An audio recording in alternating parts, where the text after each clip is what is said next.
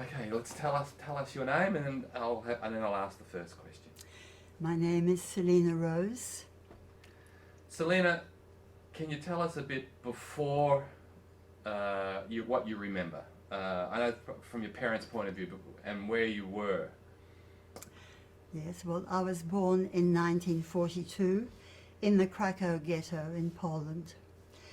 A horrific place to be born in. The ghetto was a hellish place on earth. The entire Jewish population of Krakow were crammed into a very small area of Krakow. Round about 20,000 people were housed in an area that should have housed perhaps 1,300 people. And the conditions were hellish. Very little sanitation, no medical care, no heating. Frequently several families would share one room. It's estimated each person had about 2 meters of personal space. And of course, as well as that, there was always the terror of death, as people were regularly shot, tortured, and died of starvation. So that was the kind of atmosphere that I was born into. My father, who was a bookkeeper, lived with his mother, elderly mother, and her sister in one part of the ghetto. And my mother, who was a milliner, lived with her family in another part of the ghetto. I never met my father. 2 days before I was born, my father went out. Everyone was always foraging for food, and was just taken up, picked up in the street, put on the back of a truck, and never heard from again. And we think he was shot somewhere, but we've never been able to find what happened to him. He was 39 years old at the time. 2 days after that, I was born in the only hospital there was in the ghetto, with one medical doctor there by the name of Dr. Blau. I was a very thin, scrawny little baby who cried a lot due to malnutrition, both for my mother and for myself. But my grandfather, very conscious of being in such a small space and not wanting to annoy the people around him, would pick me up and carry me through the night and try to pacify me so that we wouldn't disturb too many people. However, the next tragedy that happened to our family was when all the older men were selected to be murdered, and my grandfather was amongst them. I had a young aunt called Frances, who was only 18 years old, and at the time where you really didn't make yourself conspicuous in any way, she found where her father had been taken and pleaded with the Nazi in control of that group to let her father go. But he refused, and they gave her a beating for her trouble. But she was very courageous in trying to save her father. May I have a glass of water, please? My mouth is getting very dry. Sorry. Yeah, that's okay. Thank you. Okay. Els, can you just grab Do we have that? like a little Just grab that table? little, grab that little red one there, and just put it on the side so Leon can have that as a table. Papa, there is No, just get you a little table so if you Oh, get okay. whatever drink, Thank you know you. where it is.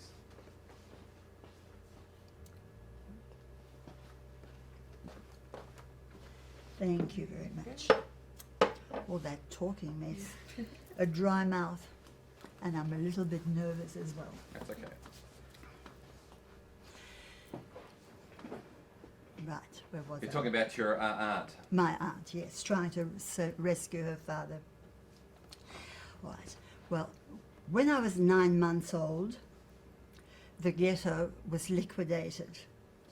The Nazis felt at that time, although they were torturing and killing the inhabitants of the ghetto, that the program and the timetable of genocide was not moving along fast enough. They weren't able to kill as many people as was required for the Nazi timetable. So they closed the ghetto down. Anybody who couldn't work was shot. Others were sent off to concentration camps, death camps. People who could work were relocated to a camp just outside of Krakow called Płaszów. Children who were non-productive, the parents were instructed to put the children into an old building to be looked after, quote unquote. And so the ghetto was emptied, and of course many of the parents tried to hide their children under the floors, in ceilings, in cupboards, but largely those efforts were unsuccessful. My mother and her sister, older sister, who had two boys, aged 9 and 12, had no intention of placing us together with the other children, and they decided that we would all hide. And if we lived, we lived, and if we died, we would all die together. And their decision was very well formed, because the building where the children had been put was subsequently bombed with all the children inside with no survivors. So as the ghetto was emptied, they hid altogether, and they went from building to building looking for a safe haven. But of course it was a foolish plan, because they were in the ghetto, surrounded by walls, and really there was nowhere for them to go. I had a 22-year-old uncle, Uncle Martin, who was the risk taker of the family. He was given the job of coming from the camp back into the ghetto to pick up the belongings that had been left behind by some of the Jewish police and other inhabitants. And he was aware that his sisters had not reached Płaszów, the work camp. So he drove with the horse and cart up and down the streets of the ghetto, calling out their names. And they happened to hear him, and they came running. The two boys were put on the back of the cart amongst all the packages and boxes that he had collected. And he put me in a wicker basket and ran with me as fast as he could to the Jewish hospital to see a doctor there, the only Jewish doctor who is left, and she gave him some sedation, and he sedated me. Now, the doctor at the hospital had the ability to escape. She was married to a Gentile man and could have made her way out of the ghetto and saved her own life. But she refused to do that, and she stayed with her patients. So once having sedated me, he put me back on the cart, and he drove with me and the two hidden boys into the camp of Płaszów. He gave the boys into the care of their father, who was there, and he gave me into the care of my grandmother, who was in the women's barracks. But unfortunately, the two boys and their father didn't survive. They were murdered. Now, my mother and her sister were now left in the almost deserted ghetto, wondering what to do next. And as luck would have it, they saw a group of women being marshaled together further down the road, and they both had work permits. So they just joined that group. And the usually meticulous Nazi, who would have been very, very careful of numbers, was in a hurry, was getting late, so he didn't count how many members of the group there were, and so they were able to make their way back out of the ghetto into the camp with that group of women. So we have a baby in the women's barracks and of course, any infraction of German rules was met by death. Every penalty was death. So we have a very, very crowded women's barrack with a baby inside it. So the women of the barrack were very, very courageous, because had I been found, they would all have been shot. And I often wonder, when all that they had was their lives, what made them risk that for some strange baby? But they did in fact do that. And my mother and my grandmother placed me between them in the barracks, and they made a plan that if I cried or if I made a noise and there was any danger of being detected, they would roll over on top of me and suffocate me, so that they didn't endanger the lives of all these brave women who had allowed me to be in the barrack. Gives me great pause, and every time I say that, what a world where you have to plan to do something like that. Now, the commandant of Pashov was a very sadistic man. His name was Amon Goeth. He delighted in killing the prisoners. He used to use them as target practice for his own amusement. And he regularly used to inspect the barracks with his German Shepherd dogs to see that everything was in order. And in fact, while I was being hidden in the barracks, he came along one day with his dogs, and they sniffed around very close to where I lay, and by some miraculous luck, they didn't detect me. And so I was saved at that time.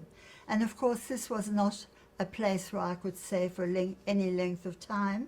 So once again, my Uncle Martin came to my aid and devised a plan, having smuggled me into the camp to smuggle me out of the camp. So he had a little bit of sedation left, so once again I was sedated, and he enlisted the help of his older brother John, who is a very timid man and did not like to take chances, but once again he risked his life for me.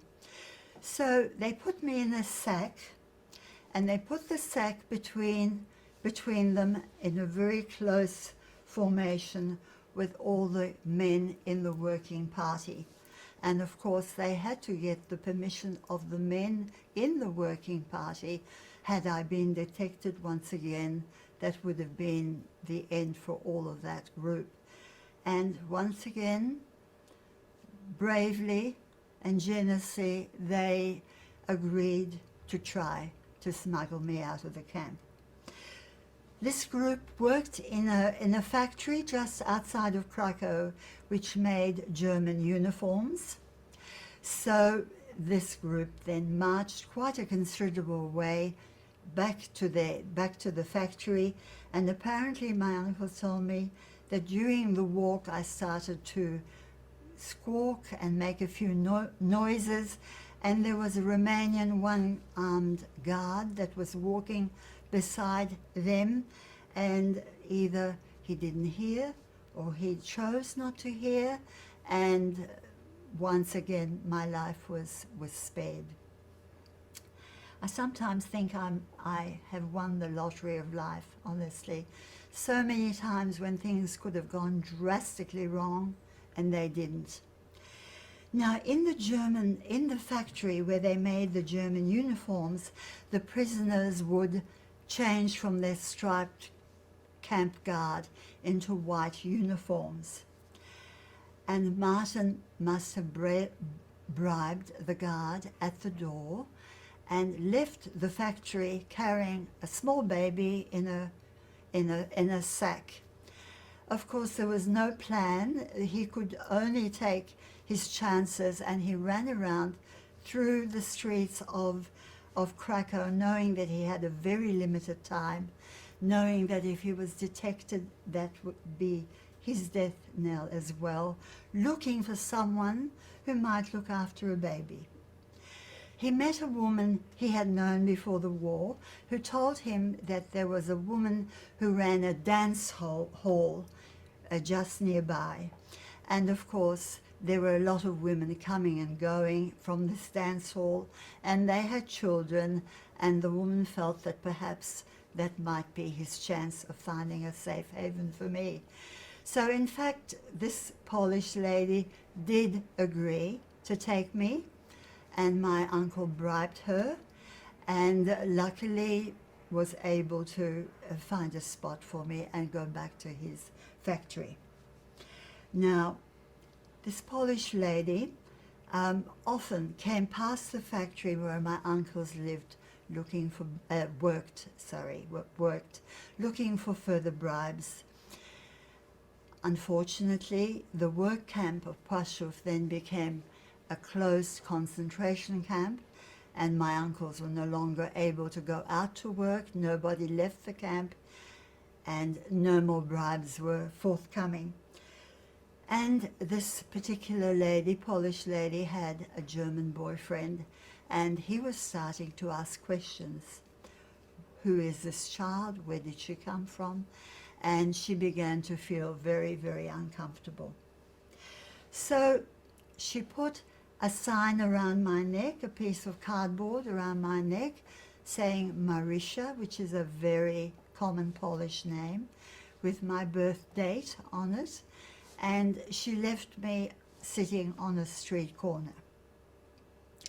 But she thought, just in case someone comes back after the war, she decided just to hang back and see what actually happened. Once again, my luck prevailed, and out of a building just opposite the corner, there lived a Polish couple, a childless Polish couple by the name of Karol and Maria Żmuda. And they came out of their building, and they saw a baby on the street, and they picked me up and they took me in, which was very brave of them, because anyone who suspected of harboring a Jewish child could expect to be shot, and this was a very brave decision on their part. So once again, I was extremely fortunate. So now I was a little Catholic girl living in a Catholic household, and I was told that I really enjoyed very much going to church. I enjoyed the music, and I enjoyed the bright colors, and I do have some vague memories from that time. And also, apparently in Poland, the custom was that if you saw a nun, children would go and kiss their hand and kneel in front of them as a mark of respect. And of course, we did all that in the Żmuda household. Suddenly, of course, the neighbors noticed that suddenly there was a child where there hadn't been a child previously, and the Gestapo came knocking on the Żmuda's door, wanting an explanation for where did this child come from. And Mr. Żmuda made up a story that he had had a mistress in the countryside, and that she had died, and that I was his child, and he had picked me up from the countryside and brought me to live in the city. And being a blonde, blue-eyed girl, of course, nobody could prove anything other than that. And so I was able to live with the Żmudas until the end of the war. And they shared everything with me. What little food they had, they shared. Unfortunately, because of the privations of that time, I developed TB, but they did the very best for me that they could. So, in the meantime, what had happened to my family? So we come to the enigmatic Oskar Schindler. A very unlikely savior of 1,300 Jewish people, and amongst them were 7 members of my family. I say he was an unlikely savior because At the beginning, he was a German national. At the beginning of the war, he had also been a member of the Nazi Party. He had a great network amongst the German hierarchy at that time. And he had owned a factory in Krakow which made enamelware where some of his workers were. And he decided, he was a womanizer, he was a hard drinker, he was the most unlikely savior one could come across. But it's an amazing thing that even in those dreadful times, such unlikely people stepped up, stood up, and were prepared to save people's lives. So, luckily for my family, they were placed on Schindler's List. And for people who are interested, you can read Thomas Keneally's book and also see the Steven Spielberg movie covering all of those events. And Oskar Schindler risked his own life, he used his own finances, he used his network, and he protected those people. And due to that, they survived the war. People sometimes are suspicious of his motives. But my family, first of all, the women in my family, the first remark they made about him was, "Oh, he was so handsome."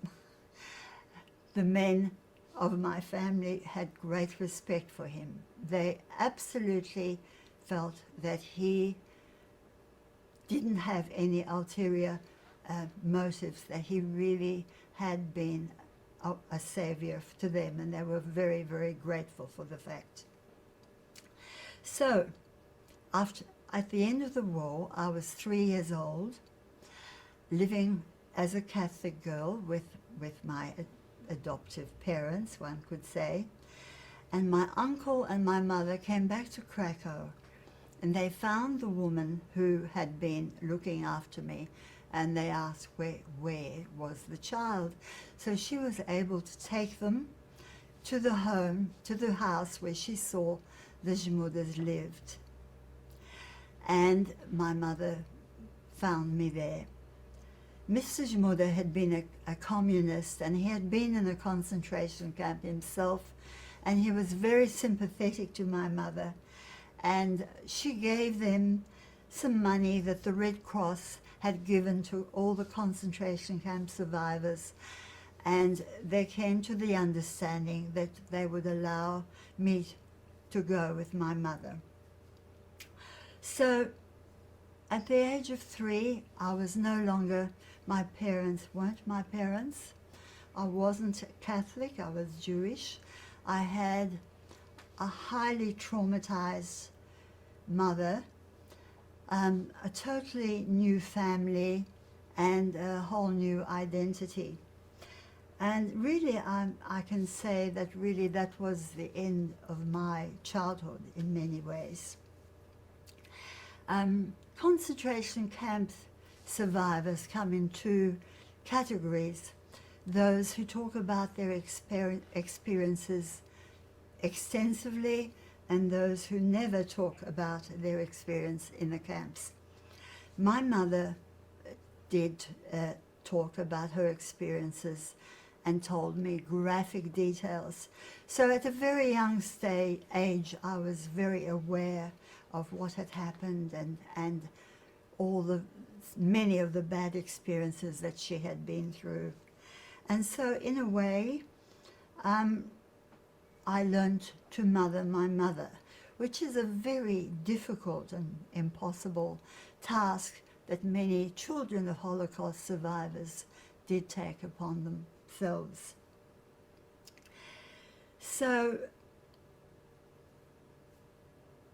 things in Poland were very, very bad after the war. And so my family decided that they would leave Poland, and of course the Iron Curtain was coming down, the Soviets were taking power in Poland, and they wanted to get as far away from Europe as they possibly could. So we left Poland when I was 7 as stateless refugees.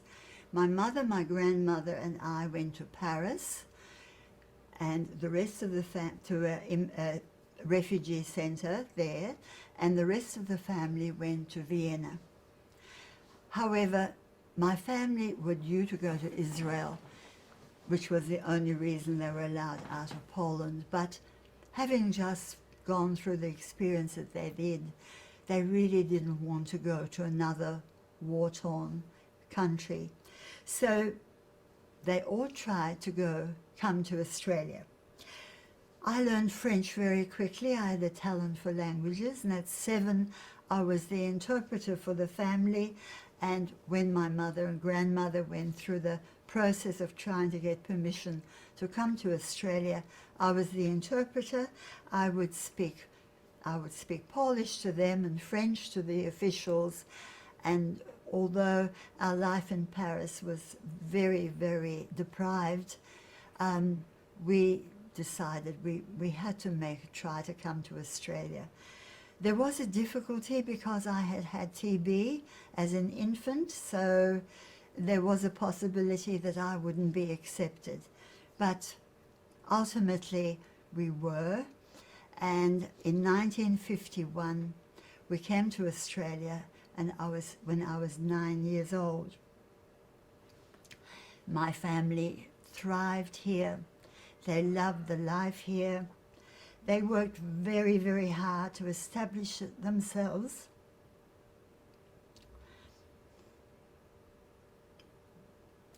Could I have a moment, please?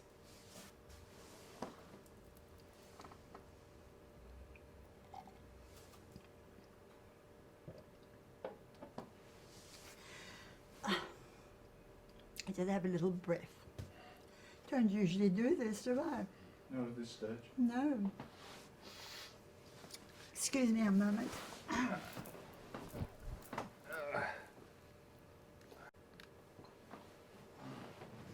Yep. So Australia was a great haven for my family. They established themselves. They worked very, very hard, and they really enjoyed all the opportunities that are available here. I eventually became a teacher, which was my profession and my passion. And I met my husband, Len, and we married almost 55 years ago, had 2 children. We now have 3 exceptional grandchildren, and really our lives have been very, very happy ones. And only made possible by the generosity and the bravery of all the upstanders who risk their own lives just for a strange child. And that's the end, I think. There's a million questions in that. And probably more to do with what life must have been like. And you probably can't, this is purely my interest. Did the Gestapo's, and I've read a lot of, I've probably read about 14 books on this guy who was I can't remember his name. He was a policeman in Germany. He's a British writer, and he writes it from he was a German, not a Nazi, Right. and so he had sympathy with all the things that were going on. He really hated the Nazis, but Yes. so I've got my background in what's going on with the Gestapo. Sure. So I'm sure there's an element of fiction and there's an element of truth in what the stories are, but is it that the Gestapo, I mean, why did they care about a 2-year-old baby? I mean, I don't understand, like, what is it like? Look, they didn't view us as being human. We were not human. We were like insects to be eradicated. My grandmother tells me they used to play Maidische Mama as they were killing the children, you know, in horrendous ways. That's what I was going to tell you here. I've forgotten that part. But anyway, no, we just simply were not human to the Nazis. And so there was no emotional involvement. It was a genocide, like in Rwanda, like anywhere. But Celina, So- you've got a Gestapo birth certificate. You have a I do, actually, yes. when they came to see the Zmudas, I do have a Polish and German certificate of birth, saying my name, the Zmuda's name, my age, and so on. But yes, there was no human element in this at all. And that's what I wanted to mention too. Perhaps, if I may, go backwards. At a very early age, because I was living with the trauma of the camps, I realized that I really couldn't rely on anybody to save me, because I knew all the horrific things that had happened. My mother, for instance, this is not going to go for the children's. There are things I want to say I would ever say it for the, speaking to school groups. So, for instance, when we were driving past, when there was rubbish burning somewhere, my mother would say, "That's what it smelt like when they burnt the bodies." I was only a young child, a very young child, a very imaginative young child. So all of this gave me the feeling that really I couldn't rely on anyone or anything. So many young children have an imaginary friend. Well, I always felt that death was my follower. It was just around the corner there, because I had heard all these stories at such a young age, and I thought, well, what am I going to do if people come to kill me? Because I thought, this is quite possible that will happen. So I decided that I would make myself very endearing, and I would be such an endearing child that if someone came to kill me, they wouldn't have the conscience to do so. So in a way that answers your question. How old are you then, thinking this? 4, 5, so there's 6. that fear. Always back there. So yes, so that was, I think the children of Holocaust survivors have an additional weight that they bear. Luckily, it's not generational, it stops with me. But yes, it was a very difficult time. I asked Louis the same question. When did you feel safe? I felt safe in Australia. It was such a my family knew nothing about Australia. They had the same, stereotypical of the streets are full of kangaroos. They didn't care. They wanted to go as far away from Europe as they could.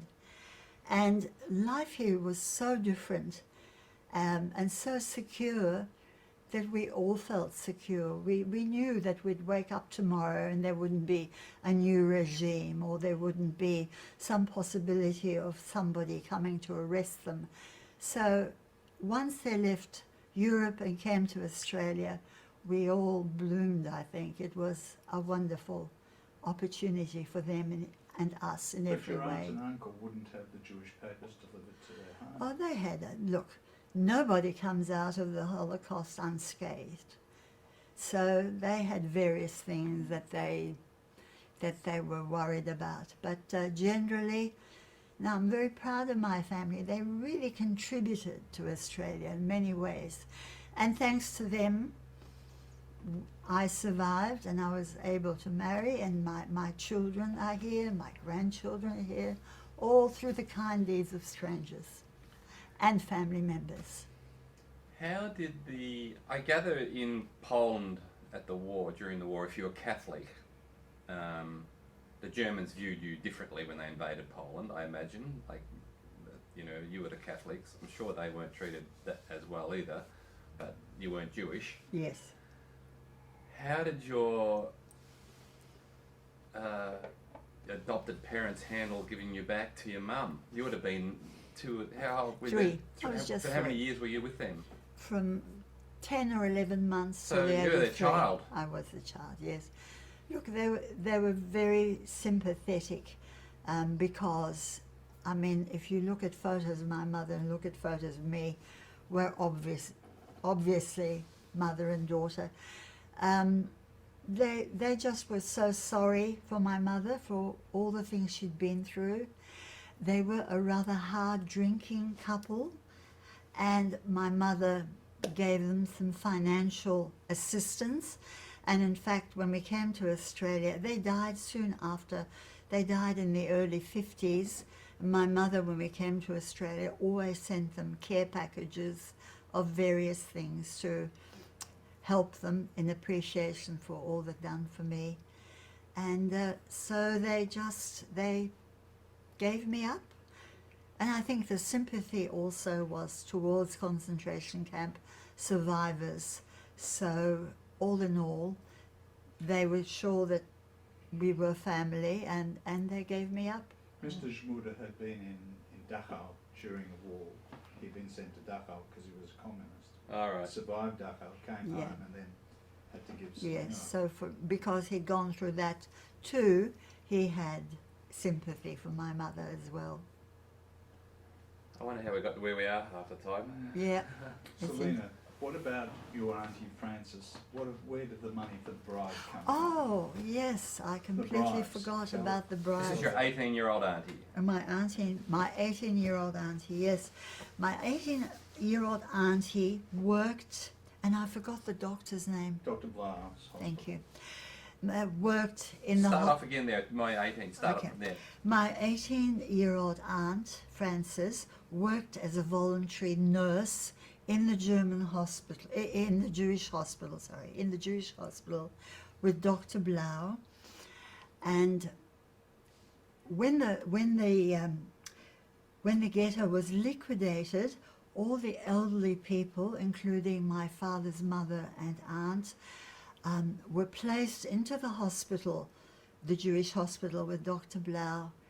And Dr. Blau and all the patients all were shot. So my 18-year-old aunt had the job to go into the hospital after these murders and clean up the remains of what was left. And she came upon a little bag of gold coins. And she gave Martin these gold coins. And the gold coins were what were used to save my life, for all the bribes to the guards and the bribes to the Polish woman. Those gold coins were actually a lifesaver for me. What happened to your aunt? She survived. She actually nursed a young man in that hospital who had a broken back. She fell in love with him. She looked after him. She shared her rations with him and was instrumental in getting him on Schindler's List together with the rest of the family. And they married after the war and had one child and lived together very happily till their 70s. We did some work for the National Museum of Australia with Latvians and people who survived the war. I can't remember the name, opposite Finland. Is it Latvia? Latvia and Estonia. Yes, yeah. And the coming to Australia part is interesting to me. I mean, I would have thought that just about everyone would have come to Australia at the end of the war, you know, or Canada or the United States. How, that's a big, I mean, I know what you're saying, like, I just want to get away from war, you know, Yes. and I don't know how much, in the 30s and 40s, how much would you have known about Australia? Nothing. I mean, it's this country that, Nothing at all. you know, I imagine is just a big pile of an island with, you know, kind of surrounded by water. They knew nothing about Australia at all. They bought some, a Jewish welfare paid for the trip, for the sea passage, and they bought with them wicker baskets full of pillows and feather eiderdowns and saucepans, because they thought you mightn't be able to get things like that in Australia. They really knew nothing about it. I don't think there was any possibility to go to America. I think Australia had the doors open, and they were prepared to take the risk. And it was a wonderful decision on their part. Was it a lottery though? I mean, I might imagine a lot of people wanted to come to Australia, right? I really Or maybe don't. they didn't. I don't know. The largest number of Schindler survivors were in Melbourne. Keneally got them all together when he published his book. There's a photo of all the survivors, many of the survivors, including most members of my family. I really think that they were at a stage where any place where maybe was within the English Commonwealth that has security. I mean, they didn't speak English. One of the uncle that my 18-year-old aunt saved was studying to be a concert pianist. When he came to Australia, he and one of my other uncles worked at Fisherman's Bend on the assembly line putting together Holden cars. They didn't care what they did. They saw the opportunities here. They were prepared to work, and because of that, they really made a very good life for themselves. And how did your mother? What happened there? My mother was traumatized beyond recovery. She just found life very, very difficult. We found our lives very, very difficult because I was responsible for my mother all her life. Until I think the last 6 months of her life, when she was severely demented, actually. She had dementia. Two lovely things happened. First of all, she lost her paranoia and became a really lovely lady I hadn't met before. And our grandson was 1 month premature, first grandchild, and he was born 1 month before she died. She actually died almost on his birthday, and she had the pleasure of seeing this baby, and that was a lovely time for her. So she found life very, very difficult, but towards the end of her life, it became much better, which is very ironic that people who came through the camps had to suffer dementia before they were able to lose some of those fears. And very sad too, because most of the members of my family, when they became older and some dementia set in, they went back to the camps. They were back in the camps. They were suffering all the things that they had suffered before. Seems a bit unjust, really. I think we're there. Yeah, I think she's. We have some audio of the family speaking together. We have